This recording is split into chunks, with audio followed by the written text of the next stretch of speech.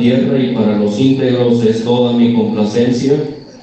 Se multiplicarán los dolores de aquellos que sirven diligentes a otro Dios. No ofreceré yo sus libaciones de sangre, ni en mis labios tomaré sus nombres. Jehová es la porción de mi herencia y de mi copa. Tú sustentas mi suerte. Las cuerdas me cayeron en lugares deleitosos, y es hermosa la heredad que me ha tocado. Bendeciré a Jehová que me aconseja, aún en las noches me enseña mi conciencia. A Jehová he puesto siempre delante de mí, porque está a mi diestra, no seré conmovido. Se alegró por tanto mi corazón y se gozó mi alma. Mi carne también reposará confiadamente, porque no dejarás mi alma en el Seol, ni permitirás que tu santo vea corrupción. Me mostrarás la senda de la vida, en tu presencia hay plenitud de gozo. El título de este salmo es Mictam de David. También encontramos esta palabra en el título de los salmos 56, 57, 58, 59 y 60. La palabra Mictam puede significar grabado. Es posible que este salmo fue titulado así porque habían ciertos escritos que eran grabados sobre una tableta para preservar lo mucho que eran apreciados esos textos. El otro significado de la palabra Mictam es dorado, dorado. La idea era que un texto podía llevar esta palabra por lo especial que lo consideraban. Era para ellos como si hubiese sido escrito en letras de oro. Para nosotros el Salmo 16 y toda la porción de la Escritura son sumamente apreciables, especiables y estimables. Por eso podemos recitar junto con David en cuanto a la palabra de Dios: deseables son más que el oro y más que mucho oro afinado. Salmo 19:10. De hecho, los 6 salmos que llevan la palabra Mictam en su título a veces son llamados los salmos dorados de David. Los salmos dorados de David. La palabra Mictam, Martín Lutero la traducía como joya dorada. Y estos salmos nos presentan joyas doradas que nos animan y nos consuelan y nos fortalecen en la vida cristiana.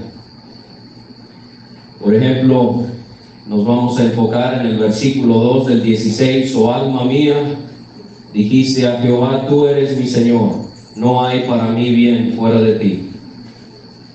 O en el 56, mis huidas tú has contado, pon mis lágrimas en tu redoma, ¿no están ellas en tu libro? En el 57, en ti he confiado mi alma, y en la sombra de tus alas me ampararé hasta que pasen los quebrantos. En el 58, entonces dirá el hombre, ciertamente hay galardón para el justo, ciertamente hay Dios que juzga en la tierra. En el 59, yo cantaré de tu poder y alabaré de mañana tu misericordia, porque has sido mi amparo y refugio en el día de mi angustia. Y en el Salmo 60, David expresa en ese otro salmo que tiene el título Mictam: vana es la ayuda de los hombres, en Dios haremos proezas, y Él hollará a nuestros enemigos. Entonces, quisiera que apreciemos específicamente la joya dorada que encontramos en el Salmo número 16, y que dejemos que su brillantez nos encandile para vivir para el disfrute de nuestro Señor. Una de las características sobresalientes de este salmo es que profetiza eventos en la vida de nuestro amado Salvador. Este sería el tercer salmo mesiánico en esta bella colección poética de cantos que anticipan algún aspecto de la vida del Hijo de Dios. Los primeros dos serían los Salmos 2 y el Salmo número 8. Aquí en el Salmo 16 encontramos que se profetiza acerca de la vida, la muerte y la resurrección de nuestro Señor Jesucristo, en los versículos 8 a 11. Sabemos que esto es una profecía de Jesús porque Pedro lo confirma en la prédica que él dio en Jerusalén en Hechos capítulo 2, y Pablo también lo hizo en Hechos capítulo 13. Y qué interesante que la palabra Mitam no solamente significa grabado, no solamente significa dorado, pero también la palabra Mitam puede significar esconder algo, un secreto, un misterio. Y entonces hay en este salmo misterios, cosas escondidas, cosas secretas acerca de nuestro Redentor que debemos descubrir a través de la guía del Espíritu Santo. Nosotros estaremos enfocándonos en uno de ellos durante esta semana. David es el autor del salmo por el título que contiene este salmo, pero no sabemos las situaciones específicas, las condiciones particulares en las que David se encontraba al escribir este salmo. Pero por lo que dice el texto podemos deducir que él estaba viviendo un tiempo de mucha angustia, y lo podemos deducir al leer el pasaje cuidadosamente de la siguiente manera. En el versículo 1 le pidió a Dios que lo guardara. Eso obviamente implica que él tenía distintos peligros. En segundo lugar, en los versículos 3 y 4, él describe que él estaba rodeado de personas perversas que le eran una amenaza. Los describe como no siendo santos, como no siendo íntegros, y los describe como siendo idólatras. 3. El versículo 7 nos hace ver que el escritor sufría insomnio por todas sus preocupaciones. Quizás usted se puede identificar con David en esta situación de su vida. Las preocupaciones le llevaban a sufrir insomnio, y él describe cómo es que aún en la noche el Señor le aconsejaba. 4. David, vemos que él estaba viviendo una situación difícil porque él describe en el versículo 8 que él encontraba consuelo en Dios a pesar de todos los peligros a su alrededor, para no sentirse conmovido. 5. En el versículo 9 él habla de que él caminaba de manera confiada. Alude al hecho de que habían muchos peligros y varias amenazas en su vida. Y 6. Él veía muy latente que pudiese morir muy próximamente por los que le perseguían. Eso lo vemos en el versículo 10. Él entendía que podía morir, pero confiaba que Dios no dejaría su alma en el Seol, ni que viera corrupción. Y ahí es donde encontramos la profecía del Señor Jesucristo. Entonces la pregunta para cada uno de nosotros es: ¿qué haría David en estas condiciones tan deprimentes? Y lo que vamos a ver es que en esos momentos de tormento mental y emocional, David expresó muy claramente que su único deleite, su única satisfacción y su único bien era Dios. Él dijo en el versículo 2: no hay para mí bien fuera de ti. Para David, Dios era su bien mayor. Y ese es el enfoque que vamos a tener en esta semana. Tratar de presentar distintas maneras en las que podemos convencernos de que Dios y solo Dios debe ser nuestro bien mayor. Los griegos, los filósofos griegos, ellos tenían su bien mayor. Por ejemplo, el conocido Aristóteles, él hablaba de la eudaimonia, que significa el bien supremo. Y para Aristóteles, el bien supremo era poder vivir una vida feliz, viviendo de acuerdo al racionalismo y también a través de contemplar distintas cosas que son constantes, como la astronomía o como la aritmética. Para él, el bien supremo, el hombre lo consigue viviendo una vida práctica de virtud. Pero nosotros como cristianos rechazamos esa ideología aristotélica.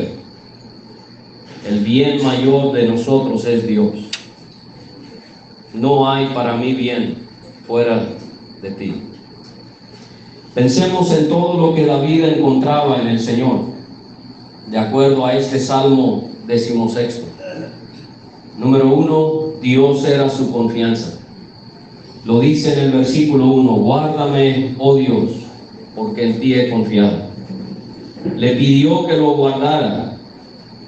La figura aquí que hay detrás de esta palabra en hebreo es la de un pastor cuidando a su rebaño, o la de soldados protegiendo su ciudad, o de un guardia protegiendo a su rey. Y eso es lo que David percibía que Dios le brindaba a él. Dios lo guardaba, y por eso es que era su confianza. Esto es parecido a lo que leemos en un salmo que amamos los que leemos la palabra de Dios. El salmista dice de Dios: he aquí, no se adormecerá ni dormirá el que guarda a Israel. Jehová es tu guardador. Jehová es tu sombra a tu mano derecha. El sol no te fatigará de día, ni la luna de noche. Jehová te guardará de todo mal. Él guardará tu alma.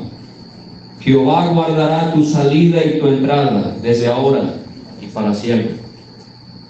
Hermanos, esta mañana tenemos uno en el cielo, que él ora constantemente a su Padre en cuanto a lo que somos de él, a los que somos de él. Esto nos enseña Jesucristo en Juan 17. Él dijo: Padre Santo, a los que me has dado, guárdalos en tu nombre para que sean uno, así como nosotros. No ruego que los quites del mundo, sino que los guardes del mal. Qué increíble, querido hermano y hermana, que no hay un solo momento en el cual el Señor Jesucristo deja de interceder por cada uno de nosotros. Aun cuando nosotros no estamos pensando en ello, aun cuando nosotros no aprovechamos su intercesión como deberíamos, aun cuando estamos dormidos o ocupados, el Señor intercede por nosotros. Les recomiendo leer a un hermano llamado Robert Murray McCheyne. Él vivió una vida corta, pero fue un hombre que se dedicó en su corta vida a las cosas de Dios. Y él escribió lo siguiente: si pudiera escuchar a Cristo orar en la habitación contigua, no temería a 1,000,000 de enemigos. Y él dice: él sí está orando por mí. Y esa es la confianza que podemos tener en ese gran Dios que nos guarda. En segundo lugar, el versículo 2 nos hace ver que Dios para David era su Señor de una manera muy personal, porque lo llama ahí en el versículo 2: tú eres mi Señor. Y nosotros también podemos disfrutar esta relación tan estrecha con Él. 4. En el versículo 5, Dios para David era su porción. Él dice: Jehová es la porción de mi herencia y de mi copa, tú sustentas mi suerte. David no necesitaba más. Él se encontraba satisfecho en que Dios y solamente Dios lo llenaba completamente. La herencia habla de lo que uno posee, y Dios entonces para David era su posesión más satisfactoria. La copa habla del gozo. Dios era el mayor gozo de David. Y así Él también, como nuestro bien mayor, Él es nuestra herencia, Él es lo mejor que poseemos, Él es nuestra copa, Él es el mayor gozo que podemos experimentar. 5. El versículo 6 hace ver que David reconocía las múltiples y hermosas bendiciones recibidas de Dios. El que dice ahí en el versículo 6, las cuerdas me cayeron en lugares deleitosos y es hermosa la heredad que me ha tocado. Estos cordones de los que está hablando David eran utilizados cuando se repartían las tierras. Y David contempla que así es todo lo que él ha encontrado en Dios. Al ser Dios mismo su herencia, David meditaba en el gran hecho de que era hermosa la heredad que le habían asignado. Y en estos momentos de gran conflicto y de gran adversidad, ¿qué reconoce David? David reconoce que aún en las adversidades de la vida, él podía encontrar en todas esas angustias la belleza incomparable de nuestro Dios. Número 6, el versículo 7 hace ver que David reconocía y entendía que Dios era su único consejero. Él exalta al Señor por aconsejarle, aun cuando era de noche y no podía dormir. Tantos ataques, tantos enemigos, tantas decisiones, tantas preocupaciones, y el Señor aconsejaba a David aún por las noches. Quizás usted ha experimentado eso recientemente. Bendeciré a Jehová que me aconseja, aún en las noches me enseña mi conciencia. Nosotros tenemos a uno que, de acuerdo a Isaías 9:6, es nuestro admirable consejero y que nos aconseja tan acertadamente aún en los valles más oscuros por los cuales podemos pasar usted y yo. 7. Para David, Dios era el que estaba delante de él y al lado de él. Lo vemos en el versículo 8. A Jehová he puesto siempre delante de mí, porque está a mi diestra, a mi mano derecha, no seré conmovido. David no permitió que las circunstancias complicadas que él vivía le nublaran su vista, como ocurre en muchos de nosotros. Él más bien decidió fijar su mirada en el Dios que él tenía y lo puso por delante para seguirle, y lo tenía a su mano derecha para encontrar su refugio en él. Y de esta manera David estaba seguro que no sería conmovido, agitado, derrocado o tirado. Hermanos y hermanas, pongamos a nuestro Señor, nuestro bien mayor, por delante y a nuestra mano derecha.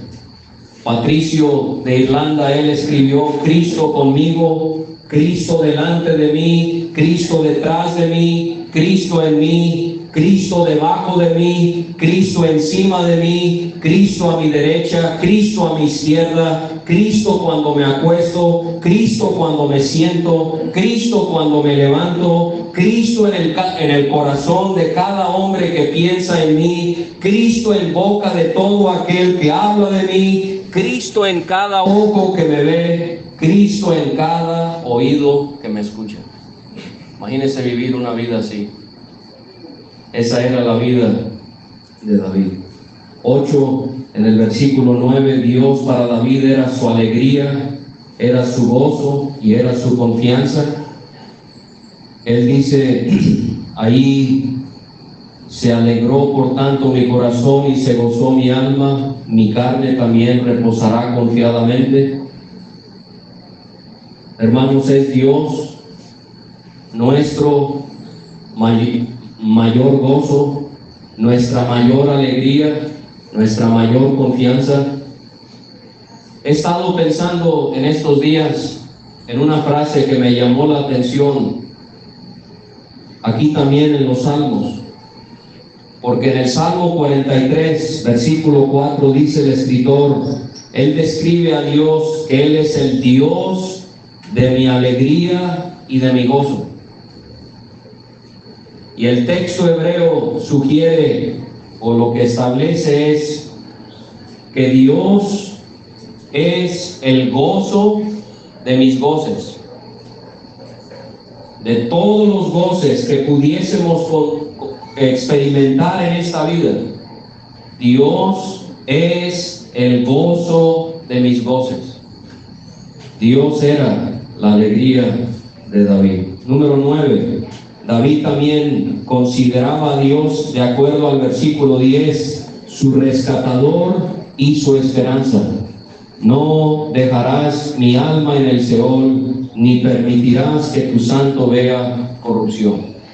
Dios era su rescatador y su esperanza. Y número 10, David concluye ese magnífico salmo afirmando que en la presencia de Dios, ¿qué podía encontrar él? De acuerdo al versículo 11, todo gozo y todo deleite. Dice él, me mostrarás la senda de la vida, en tu presencia hay plenitud de gozo, delicias a tu diestra para siempre. En la presencia de Dios, David encontraba todo gozo y todo deleite. Este salmo, hermanos, pudiésemos decir que es el salmo del peregrino, porque describe su caminar por esta vida en los versículos 1 a 8. Es el salmo del peregrino, del 1 al 8 es el creyente peregrinando por este mundo. En los versículos 9 y 10 encontramos la muerte del peregrino. Pero ¿qué encontramos en el versículo 11? Describe al peregrino estando en la presencia misma de su Dios. Y así vamos a terminar esta semana pensando en Dios, nuestra mayor esperanza. Nosotros podemos consolarnos a través de lo que David nos establece aquí, cómo es que él añoraba estar en la presencia misma de Dios en el cielo. El siguiente salmo también termina de la misma manera, ¿cierto? En el versículo 15 del 17, en cuanto a mí, veré tu rostro en justicia. Estaré satisfecho cuando despierte a tu semejanza. Y entonces nuestro enfoque en estos días que estaremos juntos en la voluntad de Dios estará fijado en lo dicho por David cuando él expresó en el versículo 2, tú eres mi Señor, no hay para mí bien fuera de ti. Y entonces vamos a basarnos en esas palabras para contemplar a Dios como siendo nuestro bien mayor. El propósito que tenemos por delante es considerar distintos aspectos de nuestro Padre que nos lleven a poder concluir lo mismo que dijo David, el dulce cantor de Israel. Y cada uno de nosotros debemos ser como David, quien después de considerar todo lo que él había recibido de Dios, después de contemplar todo lo que él había perdido en su vida, él concluyó que el Señor y solo el Señor era su bien mayor. Y esto es lo que nosotros también deberíamos anhelar, entender y atesorar. Deseemos, hermanos y hermanas, ser como David y comprender que Dios no es lo único que necesitamos. Hermanos y hermanas, Dios es lo único que tenemos. Él no es solo lo único que necesitamos, Él es lo único que tenemos. Y para estar convencidos de que Dios es nuestro bien mayor, debemos continuamente contemplar por lo menos dos cosas. Número uno, que Dios y solo Dios es gloriosamente y hermosamente bueno. El mismo David elevó a Dios otro salmo de acción de gracias a Dios. Él dice en 1 de Crónicas 16:34, aclamen a Jehová porque Él es bueno, porque su misericordia es eterna. El escritor del Salmo 119, posiblemente David, no sabemos, pero él que le oró al Señor, bueno eres tú y bienhechor. ¿Cuántas veces usted y yo, hermanos y hermanas, nos hemos consolado con las palabras en la profecía de Nahum? Nahum aseguró que Jehová es bueno, fortaleza en el día de la angustia, y conoce a los que en Él confían. Aún nuestro Señor Jesús, Él reconoció esta preciosa virtud en su Padre Dios. Él le dijo a un hombre, ninguno hay bueno, sino solo uno, Dios. Y entonces cuando entendemos que Dios es gloriosamente y hermosamente bueno, esto nos lleva a poder definir muy claramente en nuestras mentes que Dios es inherentemente e intrínsecamente bueno en su ser, que Él posee de una manera perfecta la cualidad de ser moralmente virtuoso, que no hay maldad en Él, que no hay injusticia en Él, que no hay ni un solo desperfecto en Él, que a pesar de cualquier cosa que pudiera llevarse a cabo en nuestras vidas, a pesar de todas las cosas tan asombrosas y dolorosas que podemos experimentar en nuestras vidas, ¿a qué conclusión podemos llegar cada uno de nosotros que estamos aquí, que hemos sido redimidos por la sangre de Jesús? Que Dios es infinitamente bueno, que Él es totalmente bueno, que Él es absolutamente bueno, que Él es completamente bueno, que nuestro Dios es constantemente bueno. En segundo lugar, siendo el Señor incomparablemente e incomprensiblemente bueno, esto resulta en que Él y únicamente Él sea el bien supremo del cual deriva todo otro bien. Esto significa que el Señor es digno de que estemos completamente convencidos de que Él es la fuente de todo lo que usted y yo podemos requerir. Y entonces podemos deducir a través de eso que si Dios no nos ofrece un bien, ¿por qué es? ¿Porque hay una limitante en Él? No, es porque realmente no es un bien y porque no es algo que nos beneficiará verdaderamente. Por lo tanto, podemos aseverar, hermanos, esta mañana que todo lo que Él permite, sea placentero o sea doloroso, lo hace para nuestro bien y para que su nombre sea glorificado.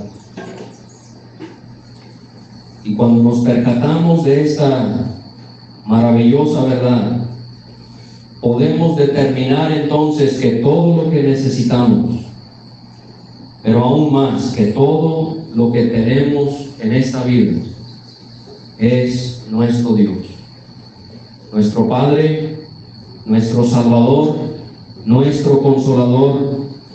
Y al estar convencidos de eso, buscamos que Él sea el bien mayor que obtiene toda nuestra atención, toda nuestra satisfacción y toda nuestra admiración.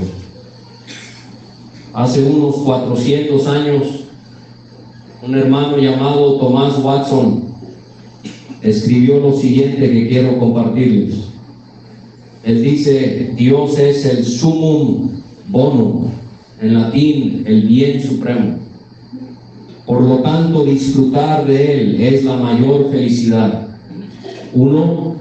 Dios es un bien universal, un bien en el que están todos los bienes. Las excelencias de la criatura son limitadas. Un hombre puede tener salud, pero no belleza, ni saber, ni parentesco, ni riquezas, ni sabiduría. Pero en Dios están contenidas todas las excelencias. Es un bien totalmente acorde al alma, un sol, una porción, un cuerno de salvación en quien habita toda plenitud. 2. Dios es un bien puro. No hay condición en esta vida que no tenga su mezcla. Por cada gota de miel hay una gota de hiel. Salomón, que se entregó a buscar la piedra filosofal, a buscar la felicidad aquí abajo, no encontró más que vanidad e irritación. Pero Dios es perfecto. La quinta esencia del bien. Él es la dulzura en la flor. 4. Dios es un bien que satisface. El alma ahora grita: ya tengo suficiente. Estaré satisfecho con tu semejanza. Si se lleva a un hombre sediento a un océano de agua pura, tendrá suficiente. Si hay suficiente en Dios para satisfacer a los ángeles, entonces seguro que hay suficiente para satisfacernos a nosotros. El alma es finita, pero Dios es infinito. Aunque Dios es un bien que satisface, no se sacia. Nuevas alegrías brotan continuamente de su rostro, y es tan deseable después de millones de años por las almas glorificadas como en el primer momento. Hay una plenitud en Dios que satisface, y sin embargo tanta dulzura que el alma aún desea. 5. Dios es un bien delicioso. Lo que es el bien principal debe cautivar al alma con placer. Debe haber en él un deleite arrebatador y una quinta esencia de alegría. Hay una cierta dulzura en la persona de Dios que deleita, más bien cautiva el alma. El amor de Dios derrama en el alma un placer tan infinito que es indescriptible y lleno de gloria. Si hay tanto deleite en Dios cuando lo vemos solo por fe, hermanos, ¿cuál será el gozo de la visión cuando lo veamos cara a cara? Si los santos han encontrado tanto deleite en Dios mientras padecían, oh, qué gozo y deleite tendrán cuando sean coronados. Si las llamas son lechos de rosas, ¿qué será recostarse en el seno de Jesús? ¿Qué lecho de rosas será ese? 6. Dios es un bien superlativo. Es mejor que cualquier cosa que pueda competir con Él. Él es mejor que la salud, las riquezas y el honor. Otras cosas mantienen la vida, Él da vida. ¿Quién pondría algo en equilibrio con la deidad? ¿Quién compararía una pluma con una montaña de oro? Dios supera a todas las demás cosas infinitamente más que el sol a la luz de una vela. Y número 7, Dios es un bien eterno. Él es el anciano de días, pero nunca decae ni envejece. La alegría que da es eterna, la corona nunca se desvanece. El alma glorificada estará siempre solazándose en Dios, deleitándose en su amor y tomando el sol a la luz de su rostro.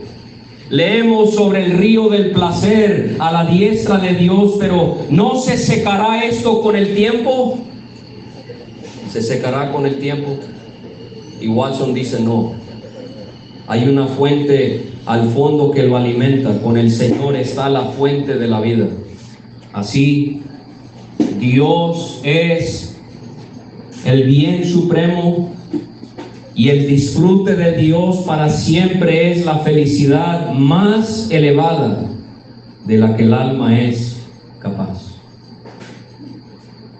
¿Qué le parecen esas palabras? Me quebrantan y me humillan, haciéndome ver lo poco que deseo a Dios, lo poco que estimo a Dios como mi bien mayor. Pero quiero terminar considerando el hecho de que cuanto más entendamos que Dios es nuestro bien mayor, más lo vamos a manifestar de las siguientes maneras en nuestra vida. Número 1, nos daremos cuenta que no necesitamos a nadie más sino a Dios. Esta manera de pensar hace que uno deteste la autosuficiencia y el autoplacer. Esta manera de ver la vida nos hace aborrecer la idolatría perversa que hay en cada uno de nuestros corazones en esta mañana.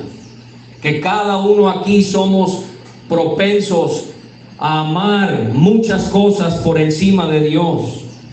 Esta manera de pensar también nos hace repudiar el egocentrismo. Número 2, si consideramos a Dios como nuestro bien mayor, no murmuraremos cuando Él nos quite algo. Seremos como Job.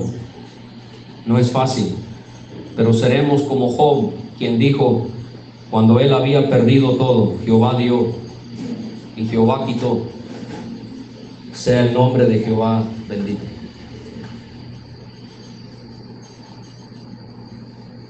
¿Por qué podía hablar Job de esa manera? Porque Dios era su bien mayor. Porque Job podía perderlo absolutamente todo, pero su bien mayor era Dios, y por lo tanto él podía tener la paz de que lo más importante no era él, sino la gloria de Dios. 3, si usted y yo nos convencemos de que Dios es nuestro bien mayor, nos daremos cuenta que no es porque Él nos da o porque Él nos ha redimido que le adoramos.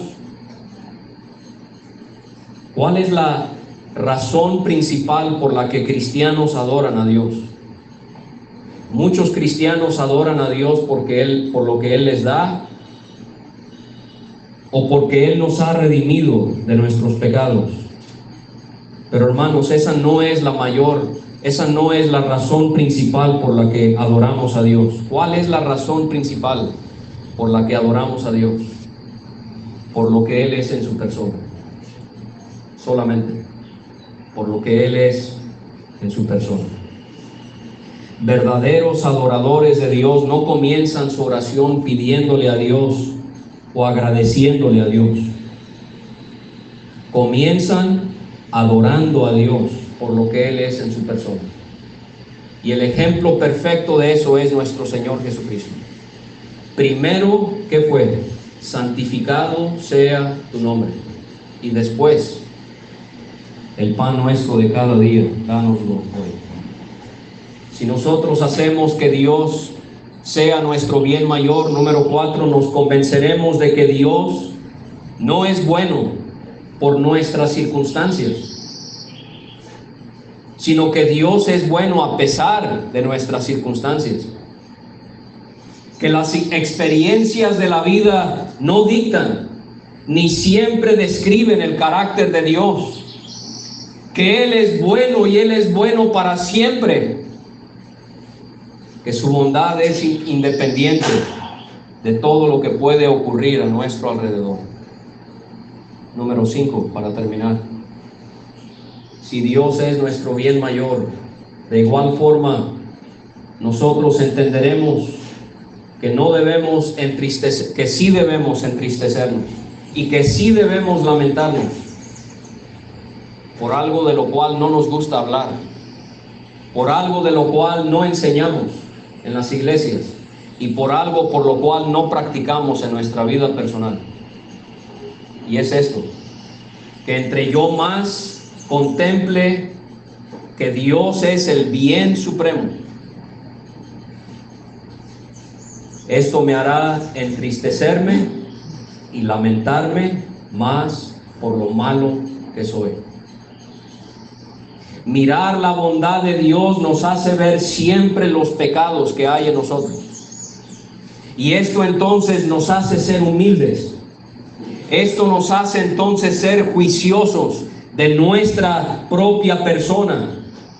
Y esto resulta en que constantemente estemos entrando en confesión de pecado y que nos arrepintamos de la maldad que nos asedia. Una verdadera y detenida consideración de la bondad de Dios debe hacernos querer mortificar, hacer morir todas las obras de nuestra carne. Y con la ayuda del Espíritu Santo, en estos días consideraremos distintas razones por las que Dios es absolutamente, indudablemente nuestro bien mayor. Veremos que Él debe ser el todo de nuestras vidas, que Él debe ser el centro de todos los aspectos de nuestra existencia, que Él debe ser el objeto de nuestra adoración, de nuestra devoción, de nuestro servicio. Estudiaremos cómo Dios debe ser el mayor componente de cada una de las áreas de nuestras vidas y procuraremos comprobar de una y de otra manera la gran verdad que hay en las palabras de un hombre llamado Agustín, que vivió en el siglo XII. Nos creaste para ti, Señor, y nuestro corazón andará siempre inquieto mientras no descanse en ti.